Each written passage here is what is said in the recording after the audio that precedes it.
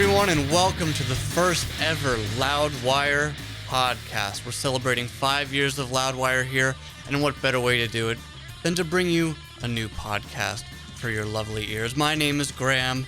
And I'm Joe. Yes, with my lovely co-host Joe. And today we've got the one and only Zakk Wylde in the studio. Probably the greatest guest we could ever hope for our first podcast. So we're so happy to have him here. Yeah, Zakk's always so much fun and so easygoing, and it's going to be fun getting into a lot of different topics with him, and I know he's going to bring up some silliness. Oh, yeah, some silliness for sure. He's great. Also, we want to introduce to you a signature segment that we're going to be using for this podcast, hopefully in the indefinite future. It's called Rocker versus Writer, where we, the writers, debate rock and metal musicians, and we discuss rock and metal's most essential topics, as you would do with your friends, only in this case, our friend is Mr. Zakk Wylde. So I'm excited to hear about that. Yeah, I mean, I've been arguing with my friends half my life about this stuff, so it's cool to finally get some insight from somebody who's kind of invested in all these camps and more so in the musician side of the world and all the stuff that we love and adore, but they're living it. Yeah. So it's going to be cool to get a different side there. Exactly. And the first topic today with Zakk is, of course, the Ozzy years versus the Dio years of Black Sabbath, a discussion that's been happening since the dawn of creation. So I don't know if you know this, but, well, you probably know this part. Black Sabbath is Zakk's all-time favorite band. And this is what you may not know, is that Zakk's first concert, I believe, was Black Sabbath, but with Dio singing. So I'm wondering how that may play into his argument when we get into the discussion. Yeah, because a lot of times when you see a band live and it changes your whole perception on something, especially with Zakk being, playing guitar for Ozzy Osbourne. Sure, yeah. Of course. I mean, I'm sure he's kind of wowed by the Dio thing. So that's got to weigh heavily, too, your first concert and how impactful that is versus a guy that you played with for like 20 years. Yeah, exactly. So Zakk will be taking the side of the boss, Ozzy Osbourne. Joe will be taking the side of Ronnie James Dio. It's the Loudwire podcast. Let's do it. Let's go.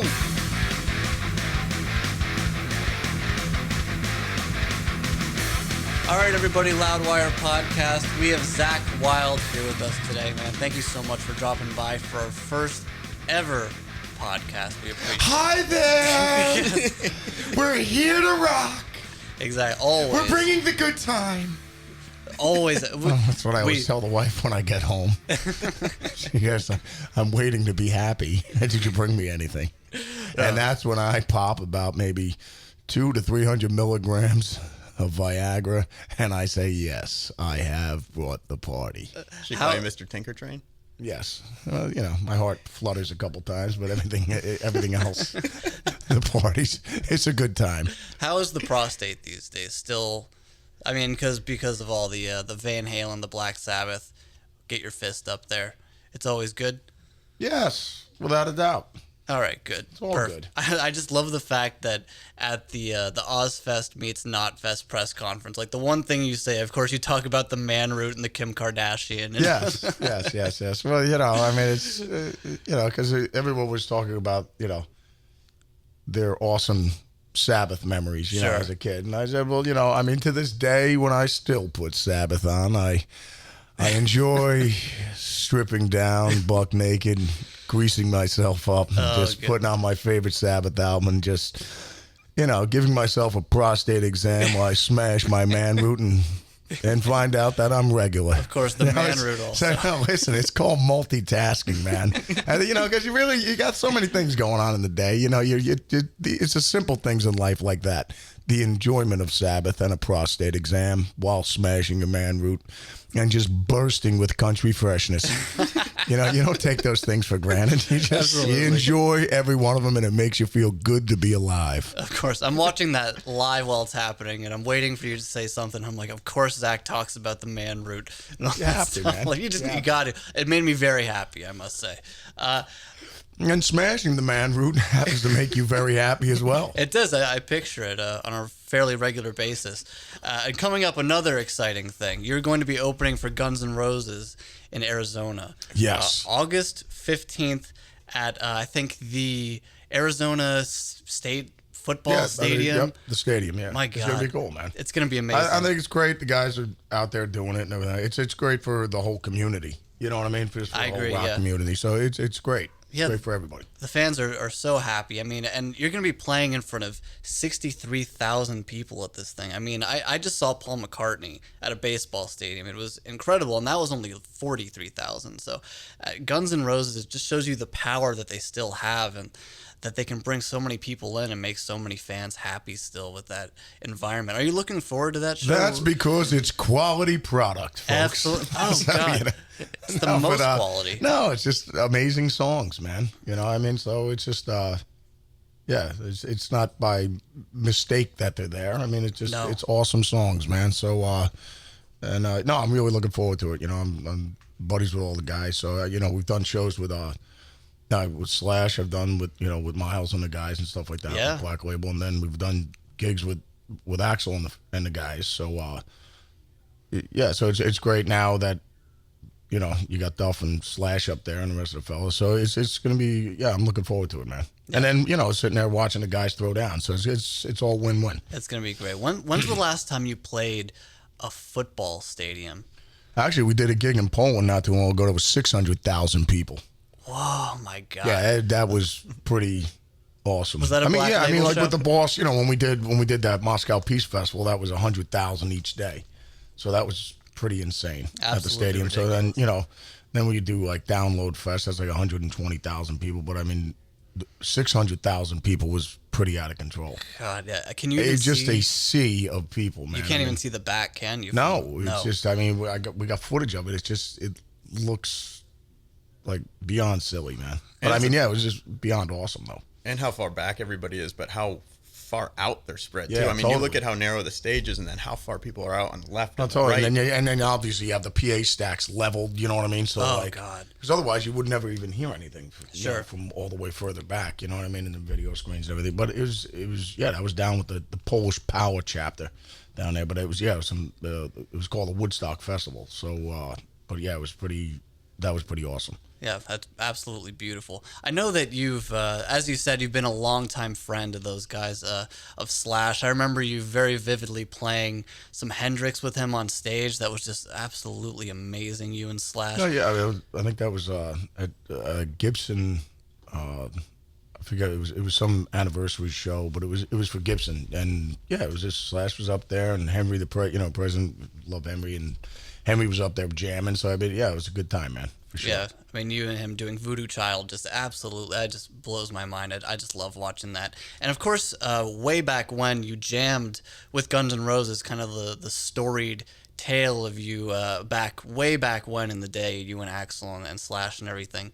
So when you were in that room and when you kind of see them now, what can you say about the power of those guys' chemistry as a band? Well, I mean, to me, there are Led Zeppelin, you know what I mean? So for sure, without a doubt, and Stones, you know what I mean? So I mean, they are. So and it's just that's why I said it's great that they're back together, and I mean, hopefully they do a record, man. I mean, after the tour's done and everything like that, and they make an album and keep rolling. I mean, because like I said, it's just great for the whole rock and roll community that they're back together and they're out there killing it. So I think it's great.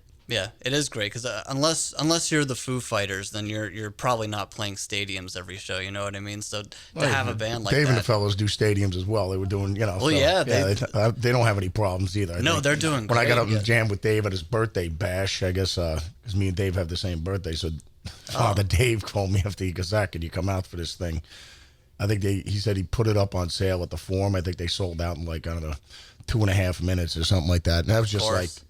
Somebody just mentioned it, you know what I mean? They weren't even promoting it, man. You know what I mean? It was just Dave's birthday bash. So, and like you said, I mean, for all the bands that are doing great, it's just great for the whole rock community. I mean, whether it's Five Finger Death Punch, Disturbed, Avenged Sevenfold, Foo Fighters, I mean, all the guys. So, it's great for everybody. Yeah, absolutely. I heard an amazing story about with you and Axel. It was a while ago, back in your drinking days, and you were in a studio, probably about 30 beers deep, prank calling Axl Rose on the phone. Wait, crank calling? Prank calling, giving him a call. I think it may have been to his manager, but just in the studio, rolling like 30 beers deep. I don't know about this, but I mean, I don't know about any crank calls. I wouldn't crank call them. I would just what you call your drunken buddy phone calls at 3:30 in the morning. You know what I mean? I don't crank phone call anybody. So I mean, I ain't got time for that crap. I mean, I just call my buddies up and then they go, idiot, go back to sleep, or go have another beer. What are you waking me up at 3:30 in the morning for? But no, it's just no. But I remember what Axl was working on. We were down at Rumbo Studios, and he was jamming on some stuff with the guys at the time. This was like 2000 or 2001 when we were doing Stronger Than Death with Black Label, and I was playing him some of the stuff we were doing, and he was just jamming some of the tracks they were working on. So all I remember, I was playing like 13 Years of Grief, Rust, and a bunch of things that were on that album. And Axl goes, Zakk, what market are you trying to reach? I go, farmer's market. I mean, that's what we're going with, man. Awesome. And speaking of you're performing with Axl, I remember you playing A Whole Lot of Rosie with him on stage in, I think, 2011. Yeah, and it was great. And that's such a weird prelude to him becoming the new singer for AC/DC. Well, I mean, the whole funny thing is, I remember when everyone was getting all pissy about it, and they were like, I can't believe Axl's saying. I was just like, what are you talking about? I mean, it's just like, it's like any football team going, I can't believe we're getting Joe Montana. Yeah, I mean, it's like, well, are you for real? Yeah, I mean, it's just about as ridiculous as that. So, I mean, the whole thing is, I mean, like you said, me and Axl, when we were hanging during, when we were just playing each other's stuff from new things we were doing, we were just talking about all the bands that we love and all the musicians we dig and all our favorite guys, and everything, whether it's Elton John and, talking about Randy Rhoads and, St. Rhodes over there and Zeppelin and AC/DC and everything like that. But no, I mean, like, Axl would say, man, Bon Scott was my guy and this and that. I love Bon and everything like that. You know what I mean? As far as, like, rock frontmen and everything like that.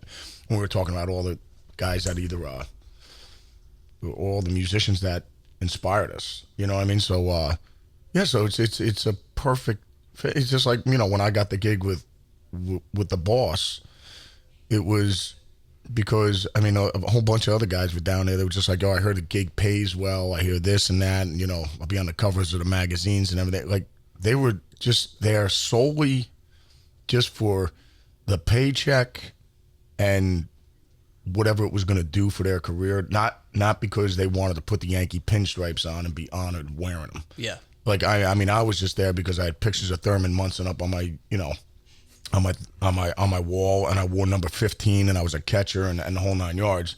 And now I'm actually playing for the New York Yankees, and I'm catching for them where my hero stood. Yeah. So that was my thing getting with the Boss. It's just because my love for Sabbath, my love for Oz and Randy when they started doing their whole, like, I'm a massive mega fan, and I'm actually, like, mind blown. I'm in the band now, so you know what I mean. As opposed to just like these other clowns were just down there for a paycheck. They couldn't even care less, man, about Ozzy's music or Sabbath or anything like that. So to me, where it was like it's sacred stuff. You know what I mean? So for Axl, I'm sure he's beyond honored that he's up there jamming with Angus and the guys. So it's just he's singing his ass off. I mean, so what? I mean, how is this a bad thing?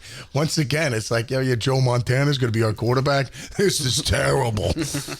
I think a lot of the skepticism was more like, well, it's like Joe Montana if he came out of retirement today and started passing. Yeah, well, he'd still be whooping ass if Joe Montana. I'll still take Joe Montana, bro. I'd still put some bets on him for sure, but being so close to Axl on stage and being part of him playing Whole Lot of Rosie and him singing Whole Lot of Rosie, I mean, you must have known immediately as the news broke that he was going to be the AC/DC's new guy. It's like, oh, he's got this in the bag. Without a doubt. Yeah, absolutely. Every night we did the shows when we were all, when we sang sang amazing every night. So, yeah, it's a perfect fit. You couldn't ask for, because he's the last of the great frontmen, man, for sure, without a doubt. So once again, how is this a bad idea? Like people are, and if it's not a permanent thing, like it's just like saying, for people that were going, I'm going to sell my tickets, I want a refund. It's just like, sure, no problem. I'll buy it because I want to get a chance to say I was there. I saw it. Yeah. I saw it when Eric Clapton filled in for David Gilmour. You know what I mean? On that Pink Floyd tour, on the Wall tour, because Dave, broke his wrist or something like that. You know what I mean? Yeah. Dave couldn't play for 5 weeks. So because Eric's a buddy of his, Eric filled in and was playing the solos for Comfortably Numb. And it's like, dude, I was there. I seen, and it was amazing because Eric did the best job. Eric was like doing the best job he could, and Dave was on the side of the stage watching. It was like mind blowing. So I mean, how is that a bad thing? Please remind me why it's a bad thing we have Captain America Brady quarterbacking our team or Joe Montana. Just stop. Yeah, I have to admit that I was a bit skeptical at first, but then when he hit the stage and I heard that first shriek and him really belting that out, I was absolutely I knew he'd wrong. kill it. I knew you would. I set the Black Label Vegas odds at completely in his favor for a unanimous decision. Good bet. And with AC/DC, we've got Cliff Williams now, who's saying that he's probably going to be retiring after, and actually in the very near future, it seems like, and that would only leave Angus as one of the primary members. Would you still like to see AC/DC go on just with Angus and without the rest of the guys? Well, I mean, I know what you're saying in regards to that. So, I mean, I know. It's just like somebody saying, well, what would happen if, the Stones were still going? It was just Keith up there. Sure. You know what I mean? Yeah, exactly. So I guess, but I mean, well, then you could say, well, then I guess they should have stopped after Bond passed away. Yeah, good point. I mean, there could always be there another you go. guy. You could just say they should have just stopped then. And I mean, then you never would have got Back in Black and all these other amazing albums that they wrote after that. So, because it's not like they haven't done this before. I mean, they filled incredible shoes with Bon Scott. They did it successfully. Yeah, I mean, but I get it because because I got some of my buddies that are huge AC/DC guys that are just like, dude, he goes, there's nobody in the band left, you know what I mean, or whatever, if Cliff walks away or whatever, you know what I mean. So I get that, but I mean, like I said, if we manage Angus and he's like, I want to still keep making music. I just wrote a whole ton of new riffs and a whole ton of new songs. Yes. And we manage him. The whole thing is, it'd be like, well, you want to keep rolling. Let's keep this thing going. Yeah. You know what I mean? Absolutely. I don't know. I mean, I support him either way. If they were just going to stop altogether, but if Angus wants to keep going, I support him too, because he's a legendary guy. I mean, he's awesome. So, And they have a lot of young fans, too. So there's other fans who haven't had a chance to really see AC/DC. They could be 7, 8 years old, and if it's only Angus Young, they're going to go, I want to see Angus Young play AC/DC songs. Yeah, For them, they're going to agree. go see AC/DC live, and to keep that up as long as you can to make sure that well, we'll see it'll be interesting to see how it plays out then. Yeah, you know absolutely. what I mean? Who knows? Maybe Axl will become the permanent singer, man. Man, imagine that. You never know.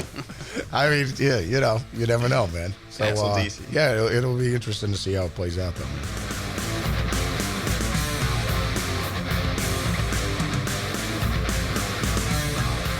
All right, it's rocker versus writer time. Today, the topic is the Ozzy era versus the Dio era of Black Sabbath. Our guest, Zakk Wylde, will be taking the side of the boss, Ozzy Osbourne, our writer, Joe DiVita, Saint Dio. But to me, it's just a weird thing with the with that debate. I mean, because we love Saint Ronnie over there, and with us. But I mean, the whole thing is when they called it. Because to me, I always said when Eddie Trunk, me and Father Trunk were talking, he just goes, because he was saying with the Dio years, he goes, I thought we're just. I go, but the sound changed so dramatically and drastically. I mean, none of it. It was pretty much the best thing that could have happened for both of them. It was almost like you hit the reset button on both of them, on Ozzy and Geezer and Tony and Bill. It's just like you hit the reset button and all this freshness just came out again. You know, Ozzy with Randy and then with St. Rhodes over there. And when St. Ronnie joined, Tony and Geezer and Bill. So it was just like, but the music was so drastically different than when the Boss was in Sabbath. Like Neon Nights and Children of the Sea. And I mean, I'm just saying, it was just Lady Evil. I mean, I love those records. But I mean, when they changed, I told Father Ed, I go, all right, well then I guess Ozzy should have just called Blizzard of Oz Black Sabbath. I go, does that sound like Sabbath to you? Crazy Train?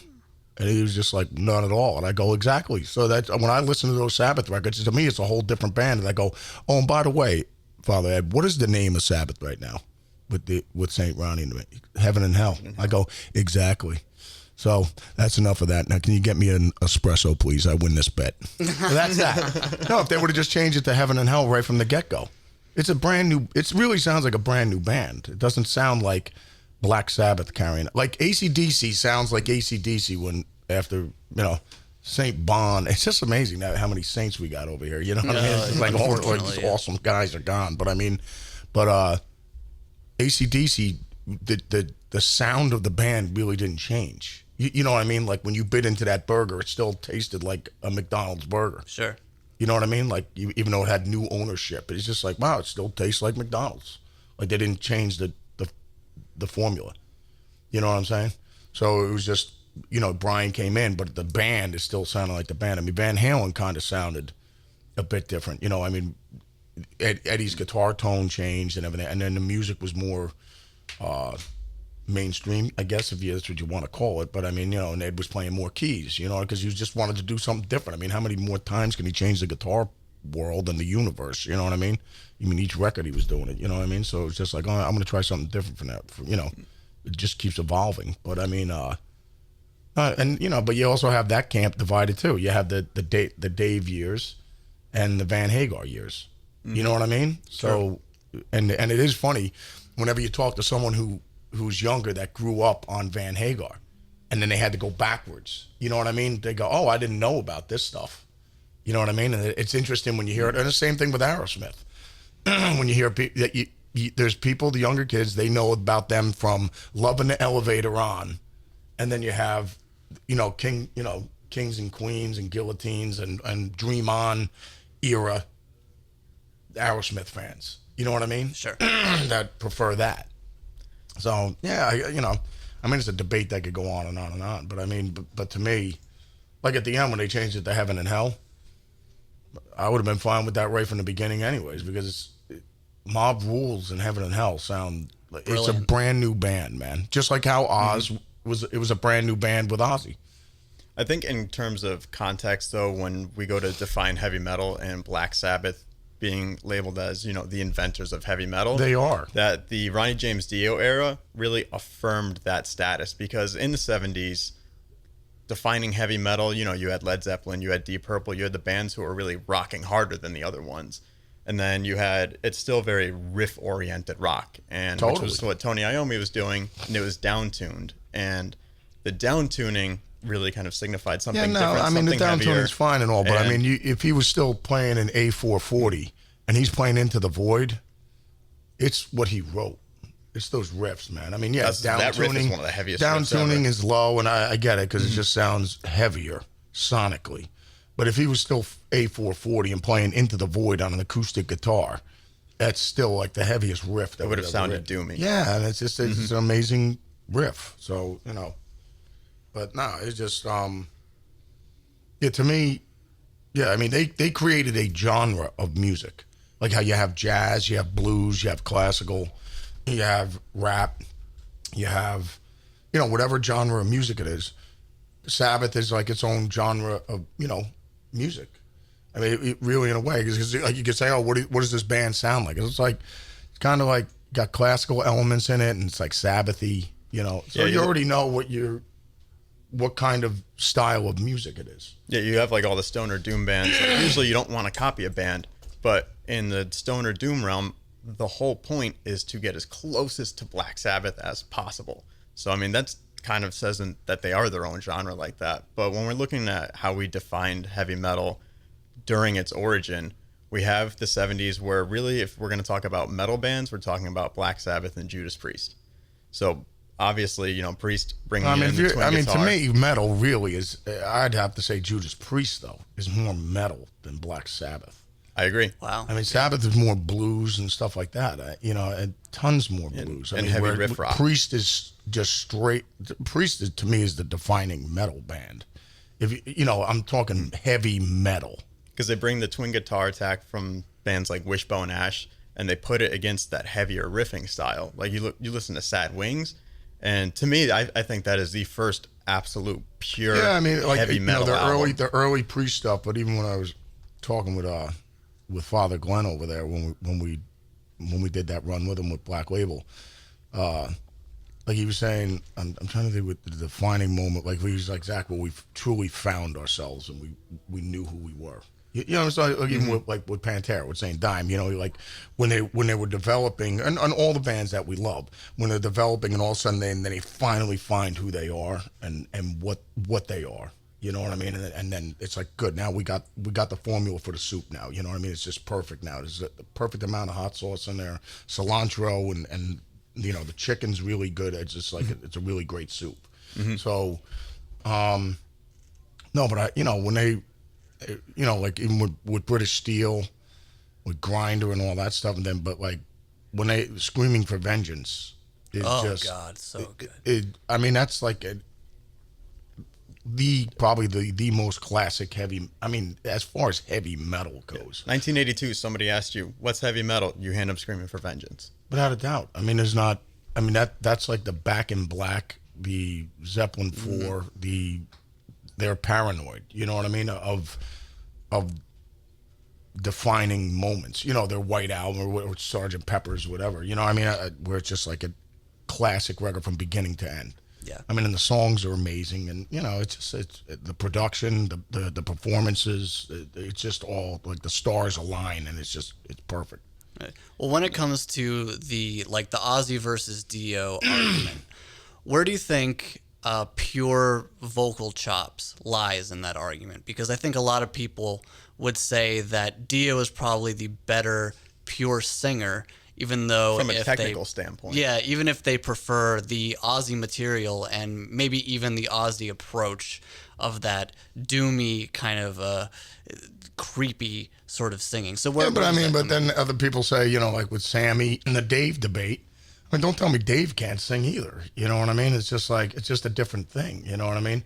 And I mean, with singers too, it's a different thing too. I mean, because half the guys we love wouldn't even make it on American Idol. You know what I'm talking? Whether it's Bob Dylan, Tom Petty, Bruce Springsteen, any of these cats who are legendary artists, like they'd last about 2 seconds on American Idol and then they'd get laughed out of the place and then goodbye. Geddy Lee, I mean, any of these guys, you know what I mean? That's a good point. But you put them in those bands, it's lights out, man. So, and that's the big thing is that sometimes it's not always about the raw talent that somebody has, but the emotion and attitude that they bring not only to the that, table too. You got to remember, it's what they wrote. It's what they wrote, man, and they performed and everything like that. But it's just like Neil Young. The writing is beyond ridiculous, man. And I love Neil Young's voice. I love Neil Young. So I mean, but the whole thing is probably if Neil Young was on American Idol, he'd have a tough time. You know what I mean? I'm just saying where somebody like Michael Bolton will get up there and kill it. I mean, that's what he Mike was in does. a metal band too. Yeah, that he was. I mean, but until Mike found his niche, you know what I mean? And then he's crushing. I mean, it's undeniable. But yeah, I think, I mean, all the bands that we love and everything like that, it's just like Father Vi said it. He goes, it's not who's the best, it's what's your favorite. Okay. It's the truth, man. What you know speaks what I to mean? you? Yeah, it's just, it's what's your favorite. I mean, what moves you, and what do you like? You know what I mean? So, I mean, that's the whole thing, man. But I mean, because then it comes down to with a guitar playing, it's like who can play the fastest and who's technically the best, and this and that. But it's just like, yeah, but who moves you though? You know what I mean? So, And that's really what rock and roll and metal's about too, is invoking that primal spirit that's within you and awakening something that you haven't heard put it this way, before when you hear someone Father play guitar. DeVille and Pontiff Di Meola or the pontiff of the pentatonics and all things insane guitar, John McLaughlin. You're going to put him up against Father DeVille. There's no one better in Poison than CC, and that's no. I'm just saying that is, you want that soup. You'd be eating it, going, "Where's the chicken? I'm missing the chicken in this tomato soup." You know what I mean? It just, pretty much, CC's probably the actual broth. He would have to be the whole can of tomato soup, and everything else is the ingredients. The rest of the fellas. But I mean, no, Al and John would not. Poison's not their thing, man. It's not their bag, baby. You know what I mean?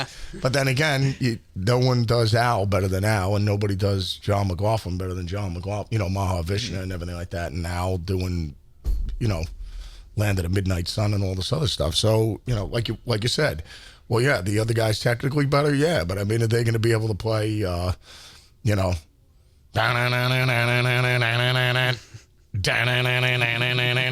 don't know. You know what I'm saying? Nobody can do it like that guy. There's only one cat that can do that. You know what I'm saying? So, would you want to hear Jeff Beck? Yeah, Jeff Beck is technically better than Keith, but does that matter when Keith hits the chorus to Start Me Up in front of 120,000 people at a stadium? Yeah, I think exactly. I think that speaks to stuff. No, but that's the end of the argument. I think we know. I mean, Keith will go, "Oh, you're going to put me in a steel cage match against Jeff Beck?" It's like, who do I need to beat up over here that made this fight happen? You know what I mean? So, but Jeff Beck will say the same thing. He'd just go, "No," he goes, "But there's nobody better than the Stones than Keith." You know what I'm saying? I mean, it's just like there's nobody better in Guns N' Roses than Slash. Hands down, man. I mean, it's just like, who else is going to write those amazing solos for November Rain and Sweet Child of Mine and all those great songs? So, that's it, man. Well, Joe, what do you have to say about vocal chops in the Dio Ozzy argument? I think both singers are integral to each other when we look at Black Sabbath and defining heavy metal, because part of metal, is the real flashy guitar work and all the over-the-top excess, but it's also about attitude. And what Ozzy brought to the table was the attitude. I believe he was the first real heavy metal singer, because he had this shaky trembliness to his voice. It made you feel uncomfortable. It felt dangerous. You weren't sure what you were listening to. And it definitely his voice sounds really, really lonely. He has a very lonely sounding voice. Agreed. So, and isolation's a huge theme in Geezer's you lyrics. add that with the music, the riffs that Tony's writing and all this stuff, and Geezer, it's just like peanut butter and jelly, man. You know what I mean? And so it's just a perfect combination. And some people would argue Nutella and peanut butter. I guess that would have to be St. Dio. You know what I'm saying? Those damn Europeans. And then you have the peanut butter and jelly. But I mean, the whole thing is, but no, it just, I think that's why it just works so well, So, and nothing for nothing. When St. Rhodes came into the picture with the Boss, the reason why that soup worked so well is because Randy didn't like Black Sabbath. No, I'm just saying, like, he didn't come in there and try and come in there with Sabbathy sounding riffs.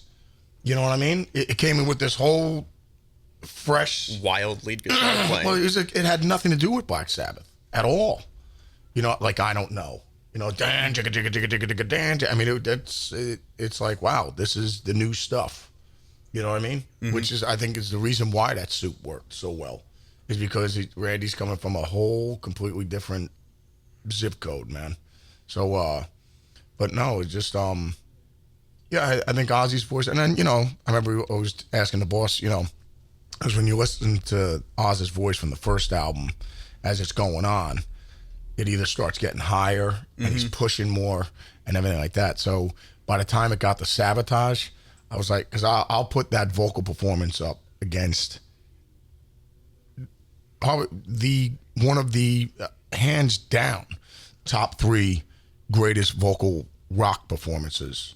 He's brilliant of all on time, without a doubt. His vocals on Sabotage are beyond stellar. There's just the blues licks he has in his voice. The rasp in his voice and how much he's pushing and the emotion and everything like that, hands down, I'd put it up against all his peers.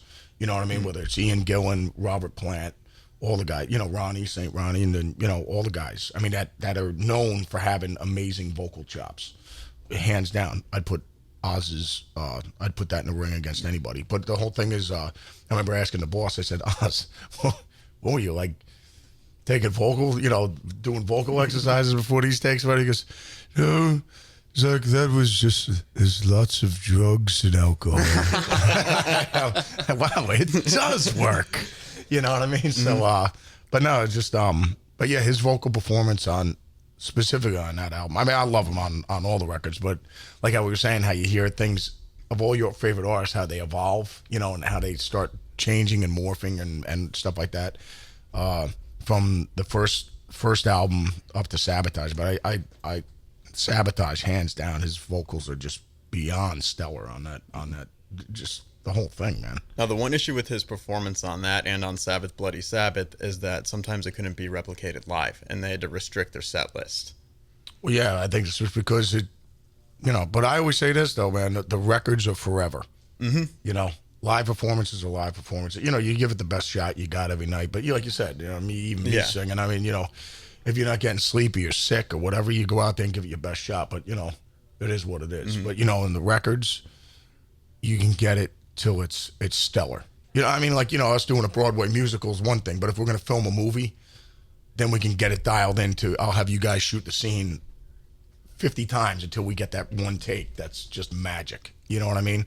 And then, when we sit back and watch the movie 20 years from now, it's like, dude, this thing came out great. You know what I mean? And it'll stand the test of time. So, I mean, the same thing with, Father Plan over there. I mean, it's just, those records are forever.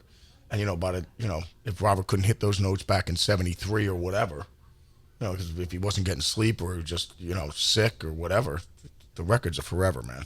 Well, speaking... and he captured it. So, that's my take on all that stuff. Well, speaking of records, let's talk about the new era of Black Sabbath when it comes to the Heaven and Hell record versus the 13 record. Like, Joe, what do you think about those two?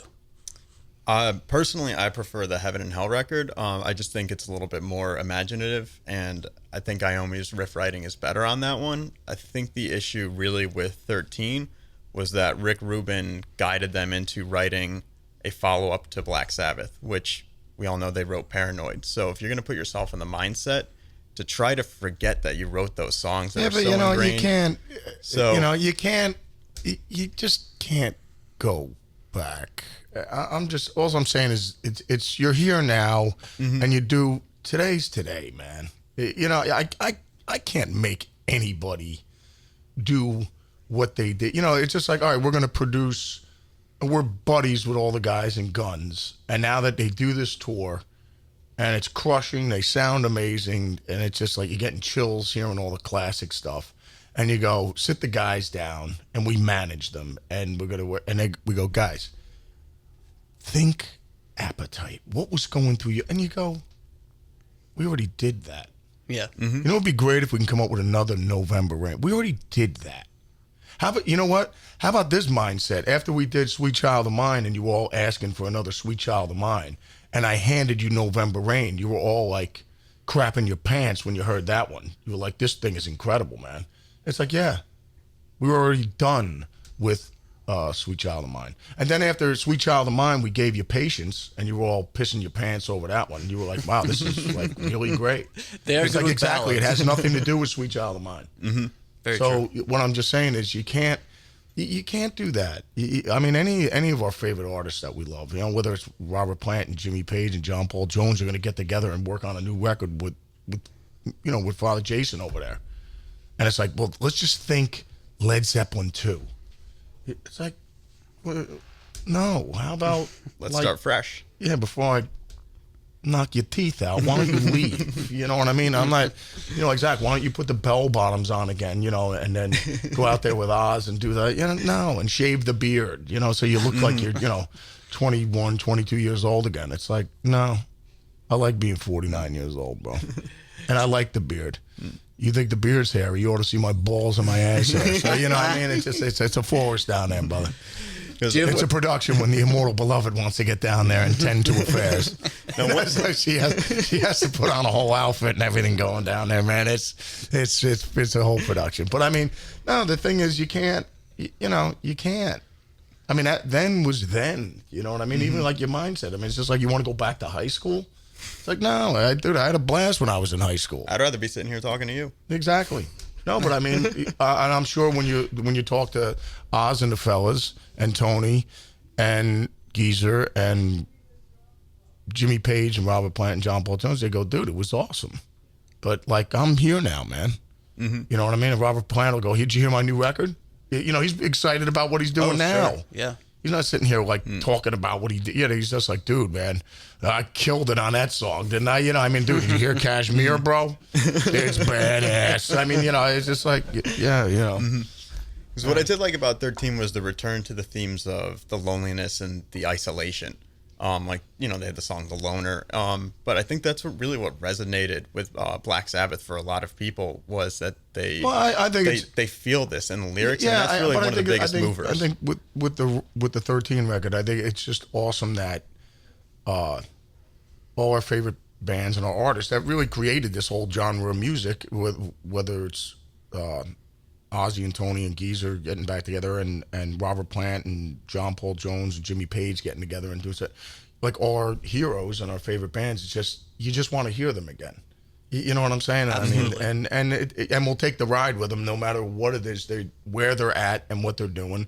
It's like, here, this is where we're at now. Here's the new stuff. Just like when they were in their prime, just doing it. You know, it was like, oh, the new record's coming out. You know what I mean? And it's just like, oh, cool, man. Here comes, you know, Volume 4. I can't wait to get it. You know what I mean? When it was happening.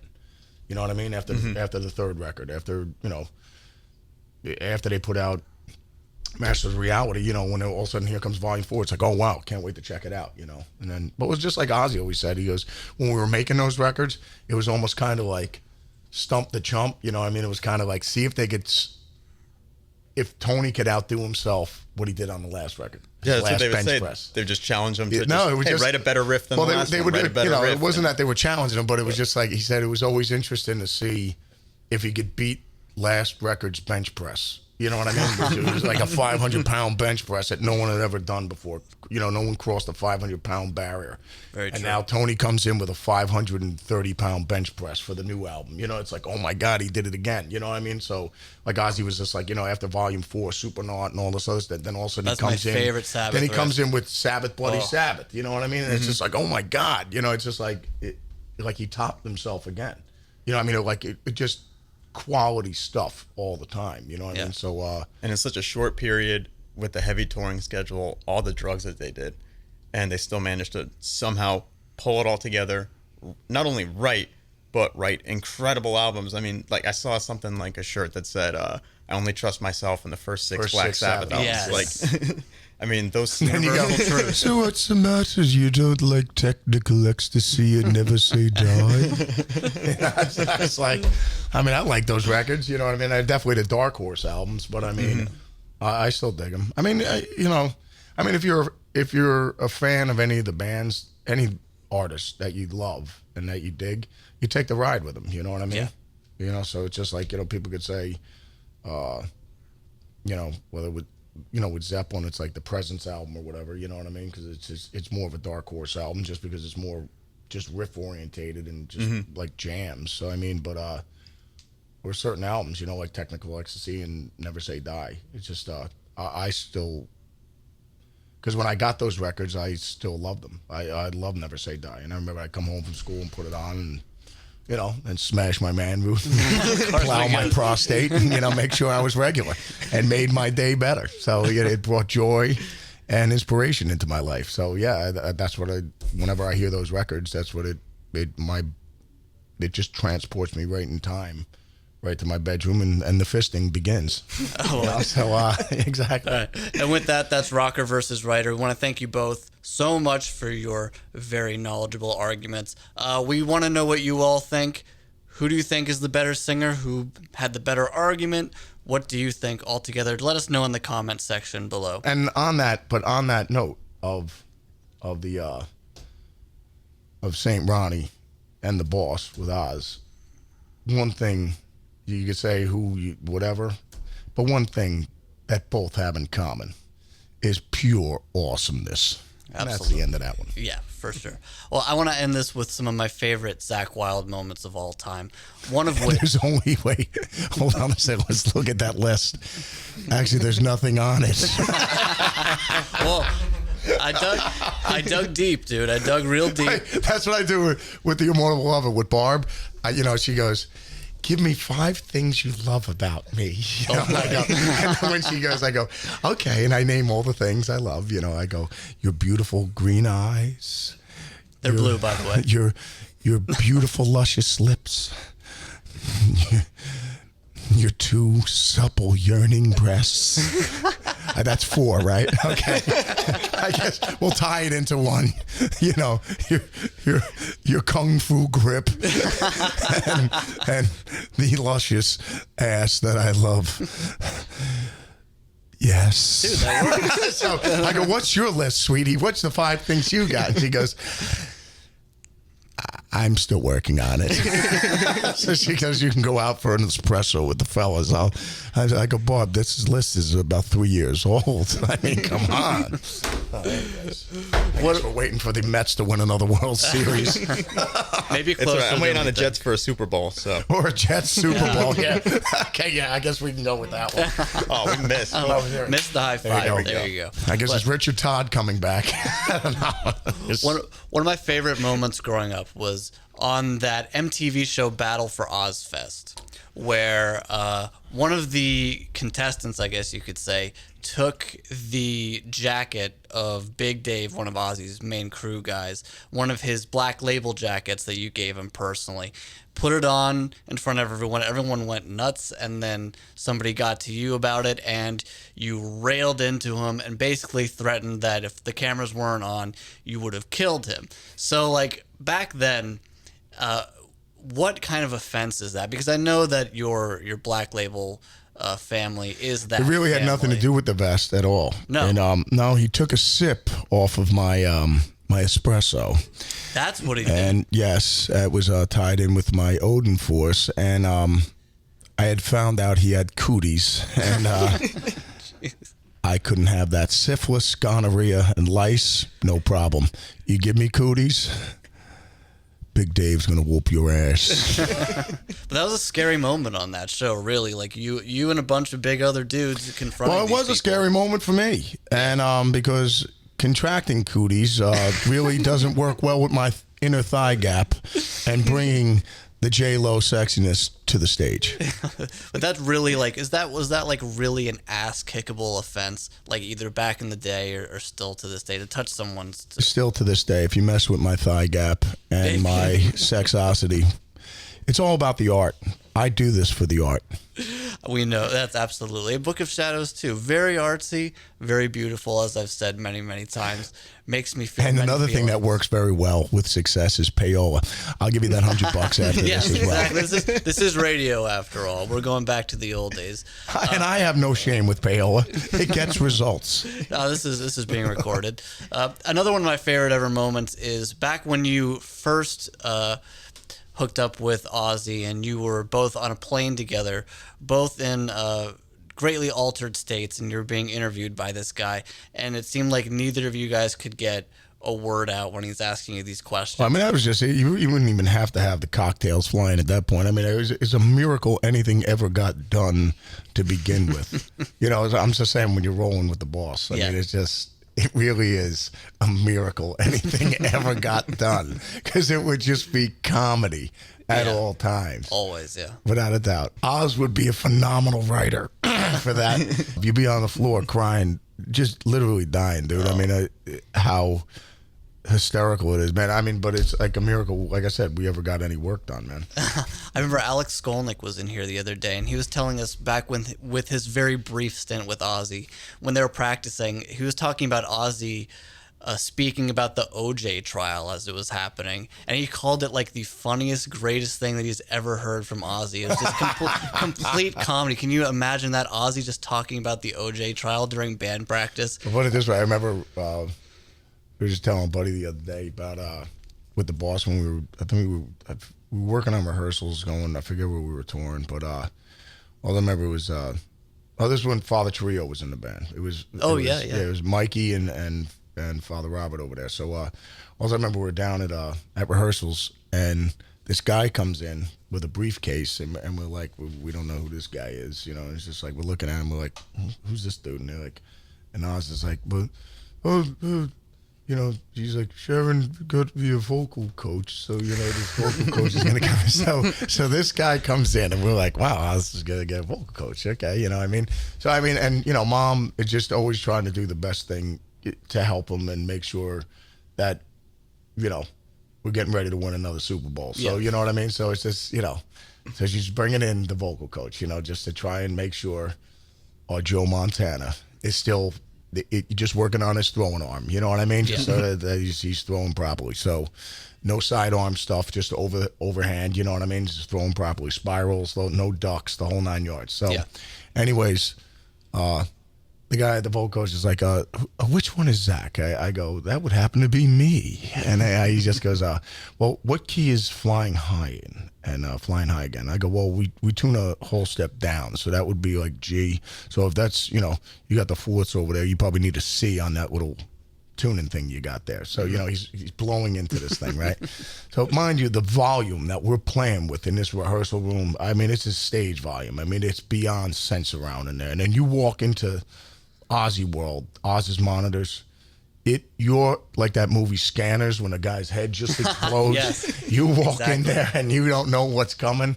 That's the results you will get. I mean, just boom, you know what I mean? So anyways, that's the volume we're playing at. This guy has got his little tuning thing over there that you got to blow in, though. Yeah, the little tuning pitch key thing there. So he's going to hit a C on here while we're playing Flying High again. So I'm like, good luck with that. So Father Mike is bashing away on drums. We all come in together.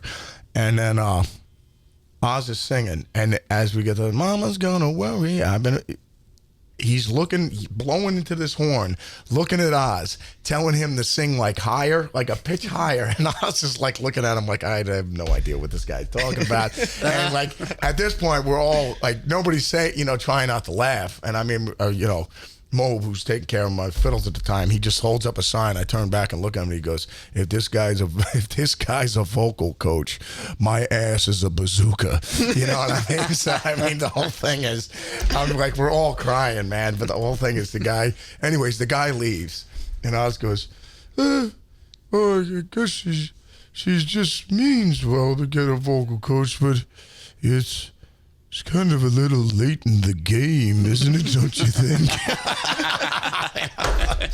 What year was this? Oh, it had to be, I don't know, you know, maybe 2007 or something. Oh, you know, wow. It was when Robert was still in the band, you know, before he started playing with Metallica and everything like that. So, yeah, it was awesome comedy. But once again, with the boss, it's kind of a little late in the game for a vocal coach, isn't it? You know, we're going to get the vocal coach for Joe Montana. He's just won 4 Super Bowls, but we're going to get a quarterback coach in for him. You know what I mean? Get back to the fundamentals. Yeah. Wow. You're going to get you know, but then once again, I love Mama. You know, she's just doing the best she can to make sure he's kicking ass. So, I mean, but it's awesome. Yeah, always. I want to thank you so much for stopping by, Zakk. You're truly, truly one of our favorite people to come in and talk to. And I'll give you that $100 when I walk out of here as well. We'll get the payola. Once again, payola works. Off the air. I do want to tell people, please go listen to Book of Shadows 2. Again, no payola. I'll give you this one for free. Beautiful, beautiful album. Yeah, it's just one of those mellow records, you know, when you want to just, you know, fist yourself and blast one off. You know what I mean? You put on Book of Shadows too. I tell you, after I listened back to the playback, I just looked at myself in the mirror and just started making out with myself right in the mirror, and then the fisting began. And I said, put that album on repeat. Yes. So if you want to go fist yourself in person, go see Zakk. Guns N' Roses in Arizona, August 15th. Also, he'll be playing with Black Label Society at Ozfest Meets Not Fest, September 24th. Many other tour dates. Go check it out. We'll be doing some Zakk Sabbath stuff too, I guess, with our Clutch brothers. Yeah, that'll be a good time. Go check it out. Zakk, thank you so much again. We appreciate it.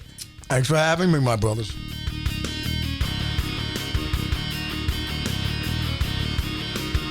It's always about the man route with Zakk Wylde, isn't it? Always. It always goes in the man route.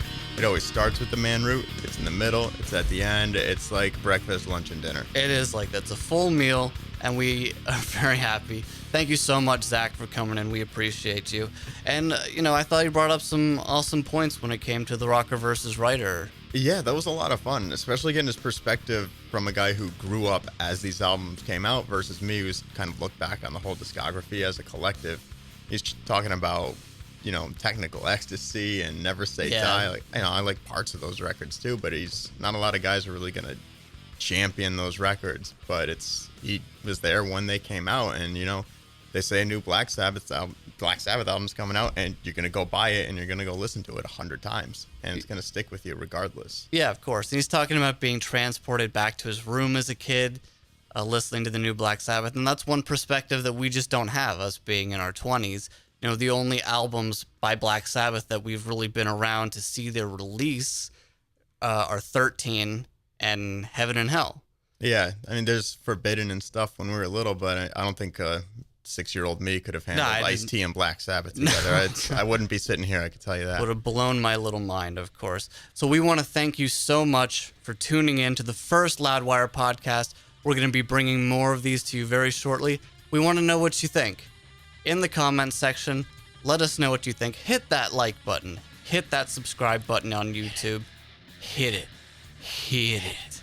Hit it. Also, loudwire.com, your number one source for everything hard rock and metal. Check us out. Follow us on Facebook, Twitter, Instagram, all that stuff. Download this podcast on iTunes. Put it in your pocket. Put it in your iPod. Bring it with you wherever you go. Thank you again. We're out. Let's go. Let's go.